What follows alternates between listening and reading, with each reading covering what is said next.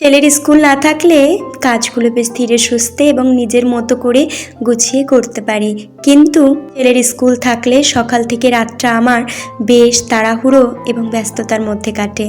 আজ bed cover আর বালিশের কাভারগুলো একটু চেঞ্জ করেছি, সাথে আমাদের বেডরুমে কিন্তু এই একটাই জানলা, জানো, যেহেতু সবসময় জানলাটা বন্ধ থাকে বেশ ধুলো জমে গেছে।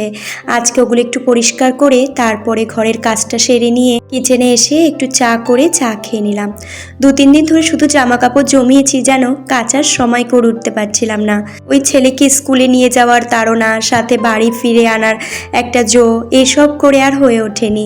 তারপরে কিচেনটা একটু পরিষ্কার করলাম, সাথে কিন্তু এই যে তেলের বোতল এবং এই যে লবণের এগুলো সবসময় ব্যবহার করতে করতে কেমন যেন একটা চিপচিপটে ভাব হয়ে গেছে।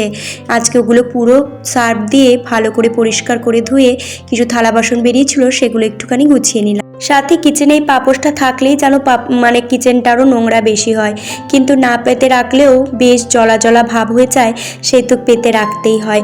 কিচেনটা ঝাড়পোছ করে তারপরে এদিকে যেই সকালে জামা কাপড়গুলো ভিজিয়েছিলাম সেগুলো একটু কাচা ধোয়া করে মেলে দিলাম, না হলে আবার জল চলে গেলে এই সাদা সাদা বেড কাভারগুলো আর কাচতে পারবো না, তাহলে আমার সেই রেখেই দিতে হবে।